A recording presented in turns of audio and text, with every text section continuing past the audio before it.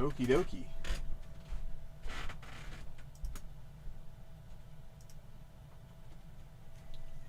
Alright, so, it seems like I'm not the only one who got some mail today, so, but I'm going to go ahead and open up my package. I got something here.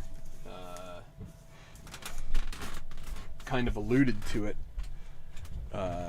in something at one point. I forget which game or day or whatever it was. Hey, Al. Good to see you. Yeah, so we're going to go ahead and open her up here. Hopefully it won't take too long, but let's see, is this the right one? Yeah, so I haven't opened it yet, I swear. This is just, I'm trying to give some people some privacy, including myself. So, I don't have leather gloves on me, but I should, because this guy is sharp, but we'll go ahead and cut away from ourselves and try to do a good job here. I've got a picture drawn by my oldest. That was an old emoji that was, or whatever they call that thing. So trying to do this the most efficient way possible. Alright, we'll go this way now. What's in the mail? Yeah, I hope something that will make me happy. But, you never know sometimes when you get some stuff. Alright, so what does... This basically tells the story. 1988 football, FB. I assume this is AFC, so... Let's see. What do we got here? So we've got... This is maybe not... I don't know. Maybe this isn't AFC, this one. This is Phoenix. That'd be like the Cardinals, right? There is your EAGLES. And what do we got? The 49ers. They're a pretty good team. Yeah, still pretty strong in this season. I think they might actually win the Super Bowl. New Orleans, Minnesota, the El Ramos. Who do we got here? We got former Bill Greg Bell on that team. The Detroit Lions. Your halfback Gary James in that one. Giants, Skins, Falcons, Bears, Cowboys, the Packers.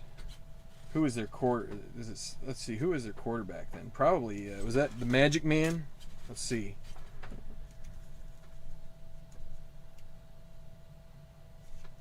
Randy, yeah, Don Majkowski. There you go, Don Majkowski. The Magic Man. He may have been from Buffalo originally. I seem to recall that, actually. And then Tampa Bay, not anywhere near the great team they were last year.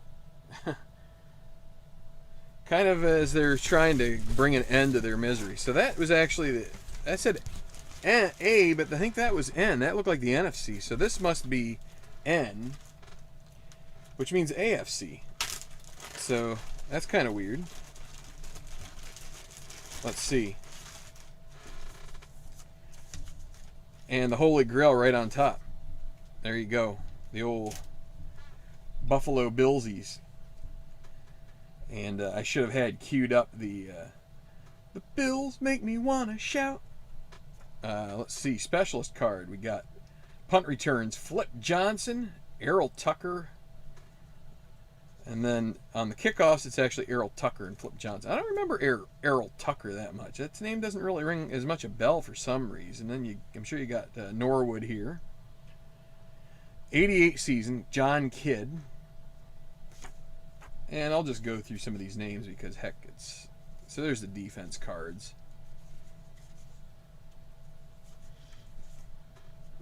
Actually, I was worried about maybe some residual odor from someone who may have been a chain smoker or something like that, but they smell like old paper, which is good. So Kelly and Reich, QBs, Ronnie Harmon, and you got Jamie Mueller, the fullback, and you got this young stud that came out of Oklahoma State, one of them Earl Shamblin favorite products. This guy here, Thermal. I think that was his rookie season. Rob Riddick. And another fullback, Carl Byram. And then you got my namesake, Andre Reed, from Kutztown State. He might be okay one day. Pete Metzelaar is tight end. Flip Johnson, we saw him on the kickoff and punt returns. Butch Roll, Tremaine Johnson, Chris Burkett. This is pre-James Lofton adding to the team. This may have been the year that they picked up Steve Tasker as I'm not sure. He came in right as they were starting their run. So this might have been a year that he was definitely not in any of their offensive plans, if at all. But he may have actually come over from the Oilers in this season exactly. So there's your Bills. So, or my Bills, maybe not your Bills. There's the Bengals, who eventually in this season would beat Buffalo in the AFC Championship game. Bills. So the reason I bought this was it was the Bills' first playoff year under Jim Kelly. They had basically, I think they got him in, it may have been 87, whenever it folded in the USFL. He came over. He reluctantly came back to the NFL because he was unhappy with Buffalo. He didn't want to play in Buffalo, and then lo and behold, he becomes not only maybe the greatest, definitely the greatest quarterback in Buffalo history, at least at this point. And yeah, so Houston was, let's see, do we have, let's see, is Tasker in here at all? Houston would have been starting to build some of their big guns on the, there's Ernest Givens on the offensive side. Obviously, Warren Moon was there. Let's see. Drew Hill, Curtis Duncan. That's a name you'll remember. Drury, not so much. Pinkett, yeah. Lonzo Highsmith. Yeah. So, hey, I'm really happy here. I've got a season that's.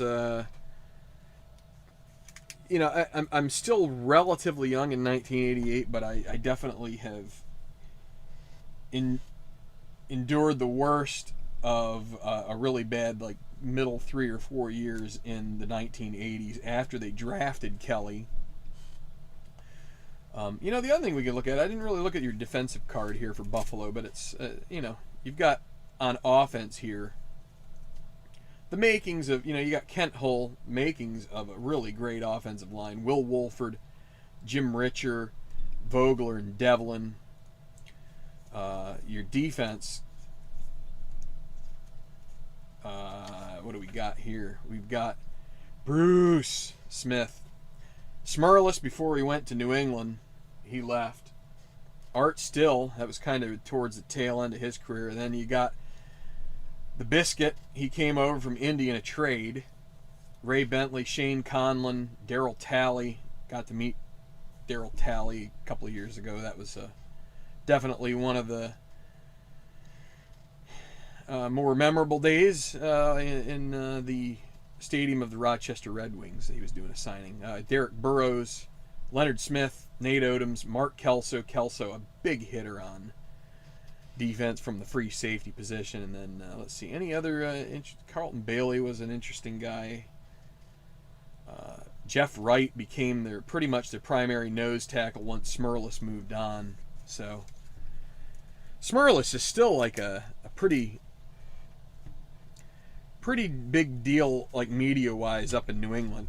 It's kind of a shame because he's a Buffalo great, and he kind of like went to the dark side, and coincided with some great success for New England, and so he's kind of like latched onto that. And also, I think maybe for him, there was some issues with the ownership in Buffalo at the time. Ralph Wilson, he kept them there in Buffalo, but he had his way of pinching the pennies. So there's Denver and the Brownies. So this would have been the year before the Browns knocked out the Bills in the playoffs in the divisional round. And then the Seahawks back when they were part of the AFC, and Chargers back when they were in San Diego, and the Steelers back when the Steelers weren't very good at all. That was kind of one of their rare stretches of mediocrity, in fact. The Jets, remember Freeman McNeil and Roger Vick, Al Toon, Mickey Schuler grew up in suburban Harrisburg area, Penn Stater. Then you got the Patriots. What's this? Is this Eason here? Let's see. I don't know. I can't remember. They had some struggles. Flutie. There's Flutie. I guess that may have been one of his first years, right? Then he ends up in Buffalo later on. There's Grogan, and there's Eason. Kind of a three-headed monster. I saw Irving Fryer in there. That's good. This would be RJL's team, the Dolphins. The fish that gets squished. The Bills did plenty of that. Joe Cribbs was doing kickoff returns for Miami in this season. Oh man, he was another guy that was a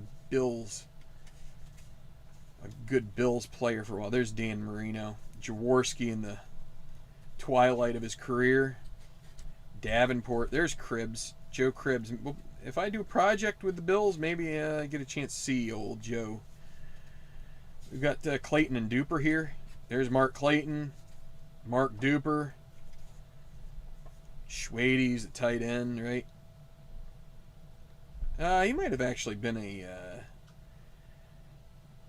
he was more of like a third wide receiver, I guess. Farrell Edmonds was their tight end. Father of now Bills linebacker Tremaine Edmonds and whatnot. And the Raiders in LA at this point in their existence, the Chiefs. This would have been, I can see his face. Steve DeBerg, maybe? It's fun just going through and looking at some of the names. Steve DeBerg, that's it. There is some James Sack. Christian Okoye. There's some real... It's going to be fun messing around with this some. And then we got the Colts there. Not too long after they moved to Indianapolis. There you go. Brian Baldinger. A sportscaster now. Anyway. Stratomatic football. RF's Pine Tar came today. So, yeah, thanks for kicking in here, RF. It looks a little dark here on this screen. Sorry if it's dark.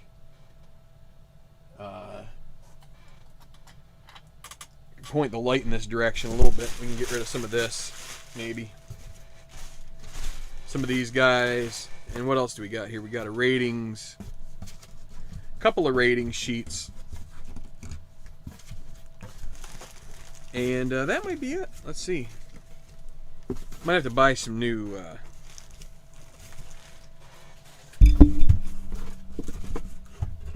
might have to buy some extra envelopes because definitely don't want these. Okay. Yeah, there's just a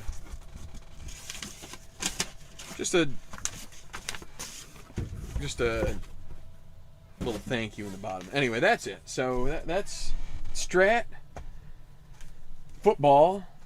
I said to myself I'd love to get my hands on something that would be a little more enticing for me. I have 2017, and that's that in itself is a decent one for me, because that's the year that McDermott took over the Bills, and they ended up going to the playoffs in pretty crazy fashion, as they